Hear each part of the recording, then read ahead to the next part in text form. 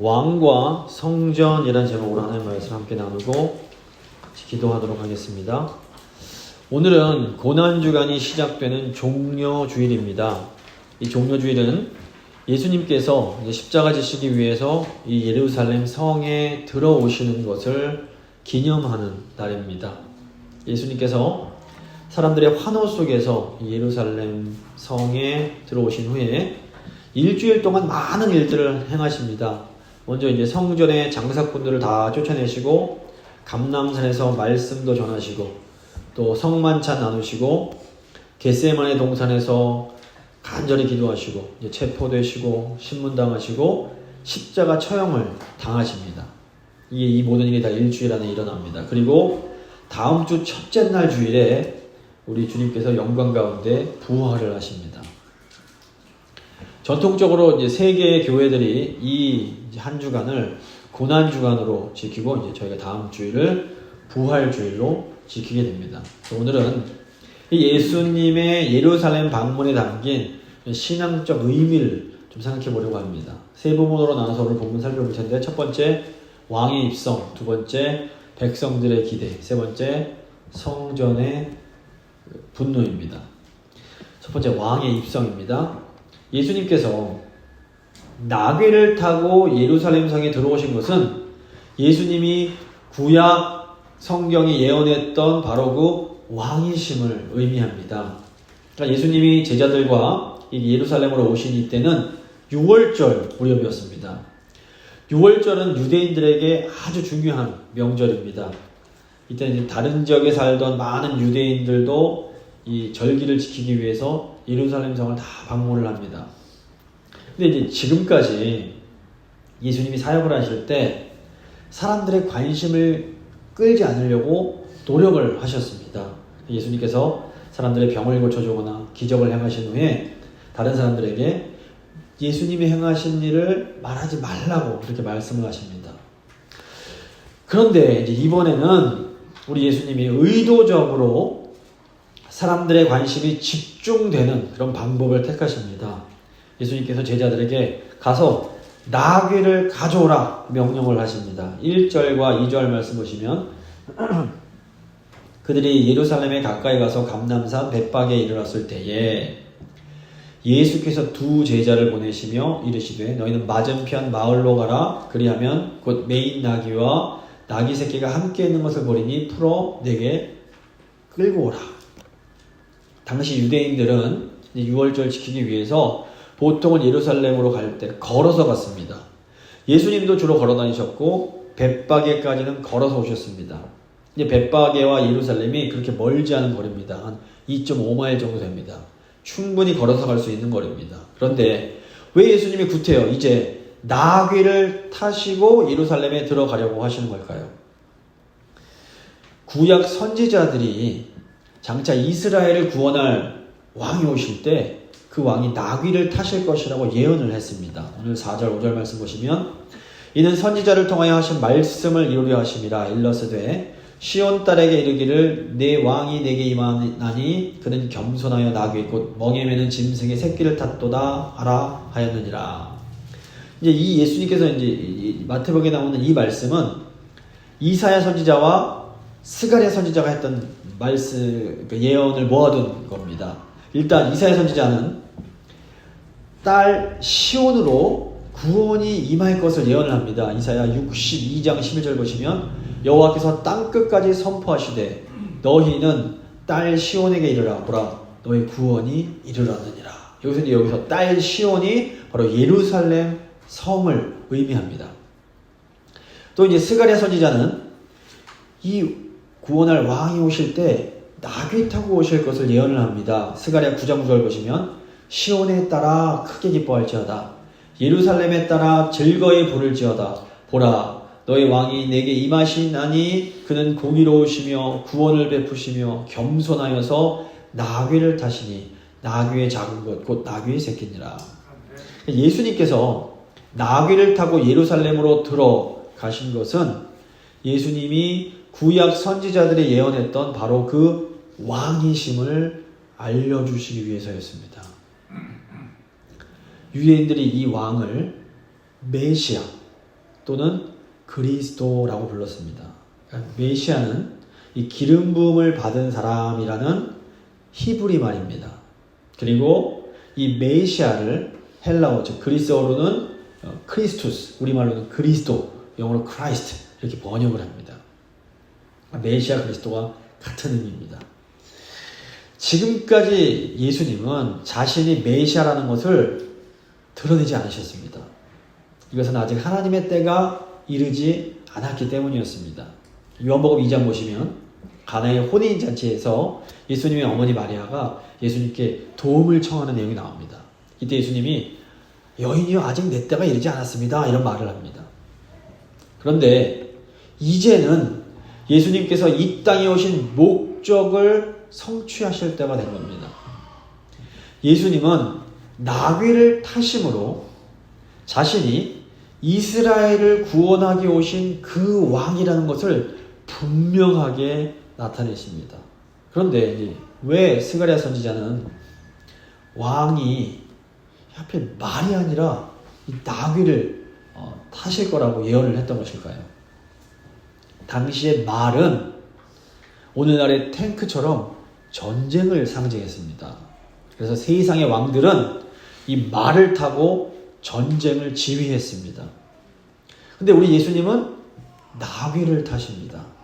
이것은 우리 예수님이 세상의 왕들과는 전혀 다른 왕이심을 의미합니다. 세상의 왕들은 군사력을 사용해서 백성들을 통치하고 이웃 나라를 정복했습니다.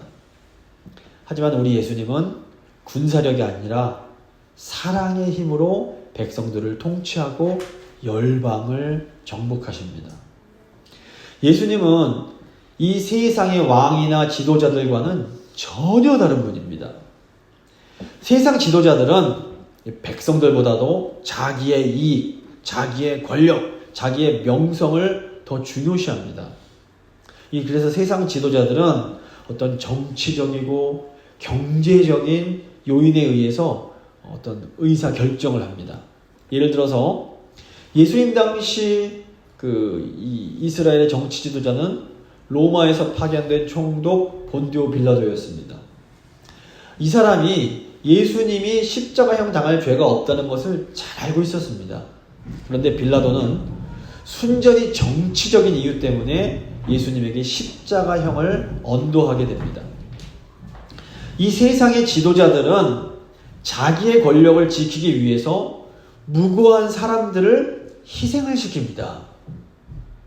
하지만 우리 예수님은 정반대입니다. 예수님은 언제나 하나님 백성들을 먼저 생각하십니다. 예수님은 이 백성들을 구원하는 것을 최우선으로 생각하셨습니다. 가령 예수님은 많은 오해가 있었지만 그럼에도 불구하고 세리와 창녀 같은 죄인들을 찾아가서 친구가 되어주십니다. 또 예수님은 유대교 지도자들의 비난과 정죄에도 불구하고 안식일에 병자를 고쳐주십니다. 백성들이 중요한 겁니다. 또 우리 왕께서는 우리를 구원하시기 위하여 목숨을 아끼지 않으셨습니다. 세상 왕들은 자기가 살기 위해서 백성들을 찌릅니다. 그런데 우리 하나님 나라의 왕께서는 이 백성들을 살리기 위해서 자신이 찔리신 겁니다. 이사야 선지자는 예수님께서 어떤 왕이신지를 아주 오래전에 이미 예언을 했습니다. 이사야 3장 5절 보시면 그가 찔림은 우리의 허물 때문이요 그가 상함은 우리의 죄악 때문이라. 그가 징계를 받음으로 우리는 평화를 누리고 그가 채찍에 맞음으로 우리는 나음을 받았도다. 그리스도인은 예수님을 그리스도, 왕으로 믿는 사람들입니다. 이것은 우리가 이 세상의 질서가 아니라 이제 하나님 나라의 질서 속으로 들어왔음을 의미합니다. 예수님께서는 이 하나님 나라의 질서는 세상 나라의 질서와는 완전히 다르다는 것을 여러 차례 가르치십니다. 가장 대표적으로 마태복음 20장 25절 보시면 예수께서 제자들을 불러다가 이르시되 이방인의 집권자들이 그들을 임의로 주관하고 그 고관들이 그들에게 권세를 부리는 줄을 너희가 알거니와. 세상 나라 왕들은 이렇게 한다는 겁니다. 너희 중에는 그렇지 않아야 하리니 너희 중에 누구든지 크고자 하는 자는 너희를 섬기는 자가 되고 너희 중에 누구든지 으뜸이 되고자 하는 자는 너희의 종이 되어야 하리라.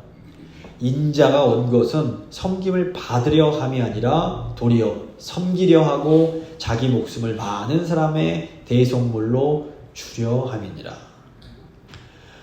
우리 왕이신 예수님은 섬김을 받으러 오신 것이 아니라 섬기기 위해서 오셨습니다. 우리는 이 나귀를 타고 오신 예수님을 왕으로 따르는 사람들입니다. 이게 무슨 의미일까요? 세상 나라에서는 약한 사람이 강한 사람에게 양보하고 섬겨야 됩니다. 하지만 하나님 나라에서는 강한 사람들이 약한 사람들에게 양보하고 섬겨야 되는 겁니다. 그러니까 하나님 나라에서는 가장 강하고 가장 강한 사람이 가장 많이 양보하고 가장 많이 희생하고 가장 많이 섬기는 겁니다. 그래서 예수님이 우리를 위해서 죽으시는 겁니다. 세상 나라에서는 힘이 있고 돈 많은 사람이 대접을 받고 섬김을 받습니다. 그런데 이 하나님 나라에서는 힘 없고 돈 없는 분들이 대접을 받고 섬김을 받게 됩니다. 왕이신 예수님이 죄인들과 병자들을 찾아가서 그들을 섬기신 이유가 바로 이 때문입니다. 근데 이제 중요한 것은 이 약한 자들이 강한 자들을 통해서 하나님의 은혜를 경험하고 나면 이 약한 자들이 강해집니다. 그리고 그 힘으로 또다시 더 약한 자들을 가서 섬기게 되는 겁니다. 이것이 교회가 지난 2000년 동안 그 많은 핍박을 받았음에도 불구하고 계속해서 생존하고 나아가 성장할 수 있었던 이유입니다. 자, 이제 두 번째, 백성들의 기대입니다. 자, 그렇다면 유대 백성들은 왕에게 무엇을 기대했을까요? 8절과 9절 보시면 무리의 대다수는 그들의 겉옷을 길에 펴고 다른 이들은 나뭇가지를 베어 길에 펴고 앞에서 가고 뒤에서 따르는 무리가 소리 높여 이르되 호산나 다윗의 자손이여 찬송하리로다 주의 이름으로 오시는 이여 가장 높은 곳에서 호산나 하더라.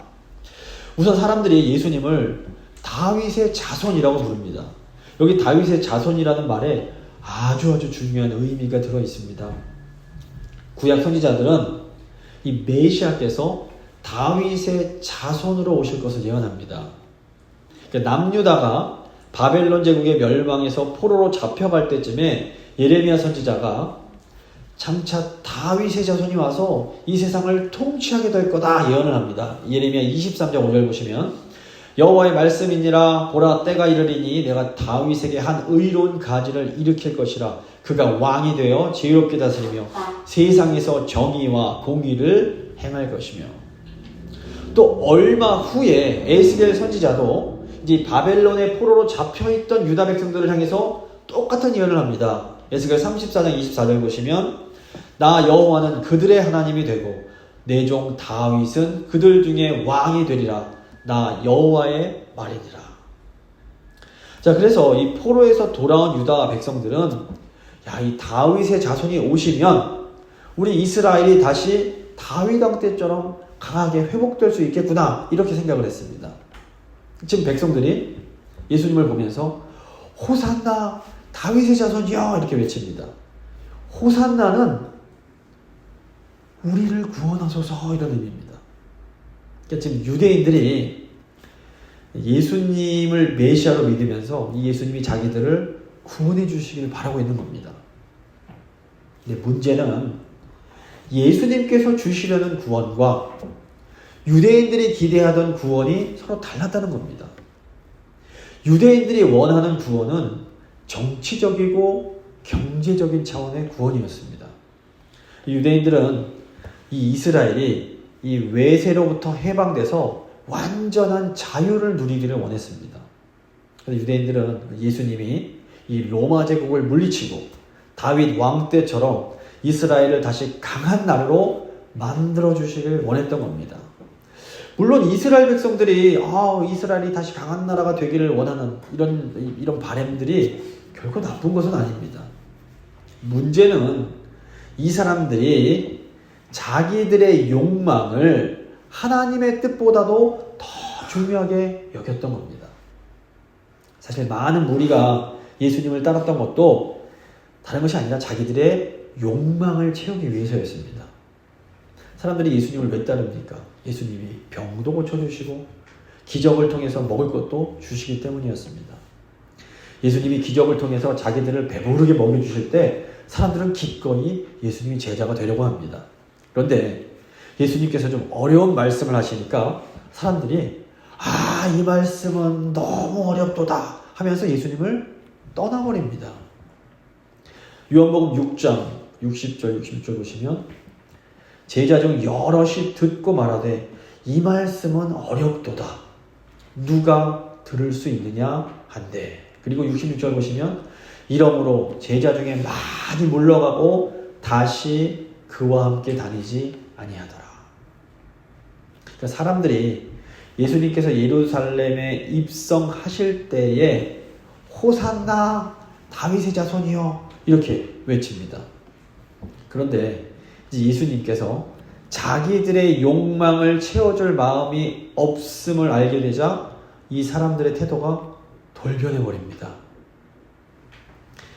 예수님께서 죄가 없음을 알았던 빌라도는 예수님을 놓아주고 싶어합니다.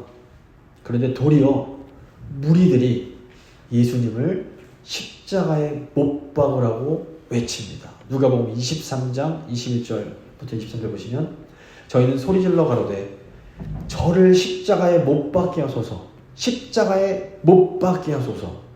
빌라도가 3번째 말하되 이 사람이 무슨 악한 일을 하였느냐. 나는 그 죽일 죄를 찾지 못하였나니 그냥 때려서 놓아주리라 한데 저희가 무리들이 큰 소리로 재촉하여 십자가에 못 박기를 구하니 저희의 소리가 이긴지라.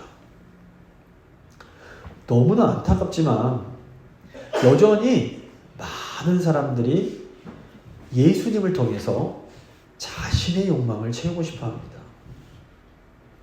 지금 우리들은 과연 우리 왕께 무엇을 기대하고 있는 것일까요?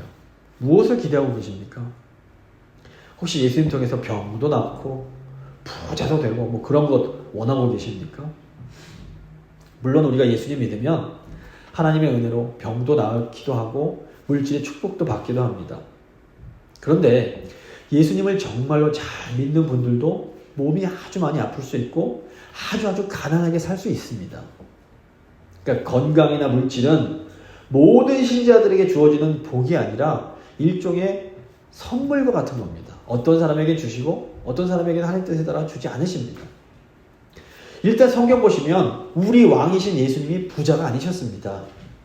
사실 예수님은 온 우주의 주인이신데 예수님이 이 땅에 오셨을 때에는 머리 둘 곳조차 없이 가난하게 사십니다. 또 예수님의 제자들도 결코 부유한 삶을 살지 않았습니다. 물론 초대교회에도 부자들이 있었습니다. 예수님께 무덤을 제공했던 아리마대 요셉도 부자였고 한밤에 예수님을 몰래 찾아갔던 니고데모도 부자였을 겁니다. 또 이 예수님께 넓은 다락방을 제공했던 마가도 재산이 좀 있었던 사람으로 보입니다. 또 사도 바울을 후원했던 자주장사 루디아도 부자였습니다. 자주장사가 요즘으로 치면 명품샵입니다. 하지만 복음을 전하기로 헌신했던 사도들과 제자들은 결코 부자라고 할 수는 없습니다. 그런데 이 제자들이 돈이 많이 없다고 해서 하나님 복을 받지 못했다? 누구도 말할 수 없는 겁니다. 또 예수님이 사랑하시는 제자들도 몸이 아팠습니다. 우선 사도 바울의 몸에는 치료할 수 없는 가시가 있었습니다. 우리가 이 가시가 뭔지 정확하게 알지 못하지만 바울이 이 가시 때문에 큰 고통을 겪습니다. 그런데 이것은 하나님으로부터 큰 능력을 받은 바울이 교만해지지 못하도록 하나님께서 섭리 가운데 주신 권한이었습니다. 또 바울의 사랑을 받던 디모데도 성경을 보면 몸이 좋지 않았습니다. 그러니까 우리의 왕이신 예수님은 이 땅에서 온갖 모욕과 고통을 당하시고 결국에는 십자가에서 아주 억울하게 돌아가십니다. 하지만 우리 예수님이 받으신 이 고난 덕분에 우리의 몸과 영혼이 구원을 얻을 수 있었던 겁니다. 그리고 놀랍게도 예수님은 이로 인해서 큰 기쁨과 영광을 누리십니다. 하나님께서 우리를 예수님의 제자로 불러주셨습니다. 예수님의 제자들의 기쁨과 영광은 무엇일까요? 그리스도인의 기쁨과 영광은 이 세상에서 돈, 권력, 명예 같은 것을 얻는 것이 아닙니다. 그리스도인의 기쁨과 영광은 우리 예수님처럼 겸손하게 자기를 희생함으로써 다른 이들을 회복시키는 것에 있는 겁니다. 이 기쁨과 영광을 누리면서 사실 수 있기를 간절히 바랍니다. 이제 마지막 성전의 분노를 생각해 보겠습니다. 예수님께서 이 성전을 이용해서 자기들의 욕망을 채우려는 사람들에게 크게 분노하십니다. 12절 보시면 예수께서 성전에 들어가사 성전 안에서 매매하는 모든 사람들을 내쫓으시며 돈 바꾸는 사람들의 상과 비둘기 파는 사람들의 의자를 둘러 엎으시고, 이 성전에서 제사를 드리려면 제물이 필요했습니다. 근데 먼 곳에서 오는 사람들은 이 동물들을 가져오는 게 너무 힘들었습니다. 그래서 유대교 지도자들이 이 먼 곳에서 오는 사람들을 위해서 성전 뜰에서 제물을 살 수 있도록 허용을 해줍니다. 이건 좋은 거였습니다. 근데 문제는 이 과정에서 이 유대교 지도자들이 경제적 이득을 취한 겁니다. 예수님께서 화를 내신 것은 유대교 지도자들이 이 성전을 통해서 자기들의 욕심을 채우고자 했기 때문입니다. 13절 보시면 그들에게 이르시되 기록된 바 내 집은 기도하는 집이라 일컬음을 받으리라 하였거늘 너희는 강도의 소굴을 만드는도다 하시니라. 성전은 하나님 아버지께 기도하는 집입니다. 그러니까 기도는 나의 욕망을 채우기 위해서 하는 게 아닙니다. 물론 우리는 하늘 아버지께 우리가 필요한 것, 우리가 원하는 것 간구할 수 있습니다. 우리 예수님도 일용할 양식을 아버지께 구하라고 가르치셨습니다. 하지만 이 기도의 목적은 나의 욕망이나 나의 뜻을 이루기 위한 것이 아닙니다. 기도는 궁극적으로 나의 욕망을 하나님의 뜻에 맞추는 과정입니다. 사람들은 자기의 욕망이 채워지면, 내가 원하는 것을 얻으면 행복해지겠거니 생각을 합니다. 그런데 이 세상적인 욕망은 절대로 우리에게 참된 만족을 주지 못합니다. 마시면 마실수록 더 목말라지는 바닷물처럼 이 세상의 욕망은 채우면 채울수록 점점 더 커지게 됩니다. 자, 뭐 뉴스만 보시면 세계 최고의 권력자들이 계속해서 권력을 추구하고 세계 최고의 부자들이 계속해서 돈을 더 벌려고 합니다. 이게 이 때문에 그렇습니다.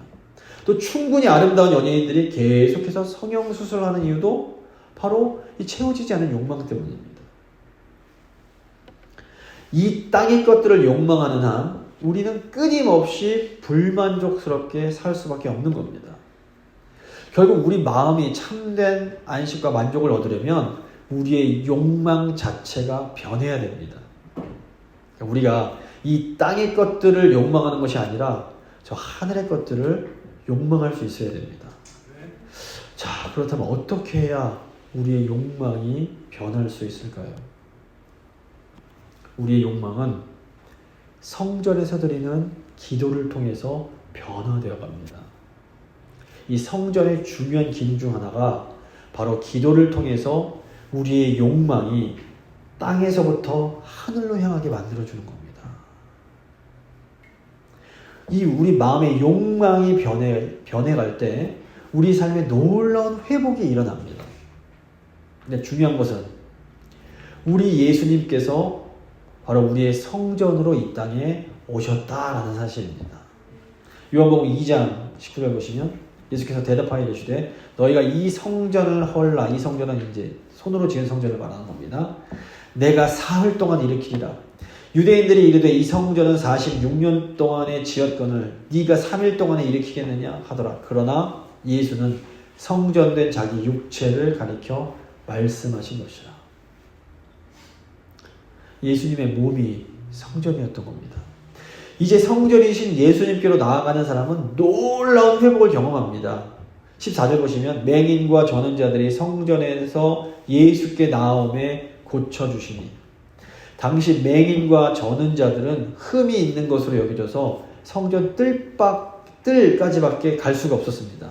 그러니까 맹인과 전는 자들은 이 제사에는 참여할 수가 없었던 겁니다. 그런데 이들이 진짜 성전이신 예수님께 나아갈 때 이 사람들에게 놀라운 회복이 일어납니다. 이제 예수님께 나아가는 사람은 누구라도 하나님께 예배를 드릴 수 있는 겁니다. 그러니까 예수님께서 부활하신 후에 성령을 보내주심으로 이 교회를 성전이 되게 하셨습니다. 고린도전서 3장 16절 보시면 너희는 너희가 하나님의 성전인 것과 하나님의 성령이 너희 안에 계신 것을 알지 못하느냐. 이게 무슨 의미일까요? 성령 받은 우리가 이렇게 함께 모일 때 우리가 성전이 되는 겁니다. 우리가 성전입니다. 그 건물은 예배당이고 성전은 바로 우리들입니다. 이 성전에서 우리가 예수님의 이름으로 기도할 때에 우리의 욕망이 변화되고 우리에게 놀라운 회복이 일어납니다. 이것이 우리가 매주일 교회로 모여야 되는 이유입니다. 그런데 이 모두가 성전에서 이 기쁨에 참여할 수 있는 것은 또 아닙니다. 15절 보시면 대제사장들과 서기관들이 예수께서 하시는 이상한 일과 또 성전에서 소리질러 호산나 다윗의 자손이 하는 어린이들을 보고 노하여, 엄청 화가 났던 얘기입니다. 어린이들은 예수님의 그런 기적을 보면서 나를 구원하소서 호산나 외칩니다. 하지만 대제사장들과 서기관들은 이 모습을 보면서 분노를 합니다. 이 사람들에게는 이 성전이 자기들의 욕심을 채우는 장소에 불과했기 때문입니다. 이 사람들은 자기들의 욕심을 위해서 진짜 성전이신 예수님을 거부해버립니다. 16절 보시면 예수께 말하되 그들이 하는 말을 듣느냐? 예수께서 이르시되 그렇다. 어린 아기와 젖먹이들의 입에서 나오는 찬미를 온전하게 하셨나이다 함을 너희가 읽어본 일이 없느냐 하시고 그들을 떠나 성 밖으로 베다니에 가서 거기서 유하시니라. 이 성전에서 어떤 사람들은 참된 기도를 통해서 자기의 욕망을 꺾고 참된 회복과 기쁨을 경험합니다. 그런데 어떤 사람들은 자기의 욕망을 위해서 참된 성전이신 예수님께 분노합니다. 똑같은 성전, 똑같은 예배지만 이렇게 다른 겁니다. 예수님은 자기 욕심을 위해서 이 성전을 이용하려는 자들을 떠나십니다. 말씀을 좀 마무리 지어 보도록 하겠습니다. 왕이신 예수님은 섬김을 받으러 오신 것이 아니라 섬기기 위해서 오셨습니다. 우리는 이 나귀를 타고 오신 예수님을 왕으로 따르는 사람들입니다. 그리스도인들의 기쁨은 예수님처럼 겸손하게 자기를 희생함으로 다른 사람들을 회복시키는 것에 있습니다. 성전에서 드리는 기도를 통해서 우리의 욕망을 꺾고 하나님의 뜻에 맞출 때에 우리는 참된 기쁨을 경험할 수 있습니다. 우리의 왕이시오 참된 성전이신 예수님을 따라가심으로 참된 기쁨을 경험하는 우리 모두가 될 수 있기를 간절히 소망합니다. 이제 믿음의 기도 잠시 드리시겠습니다.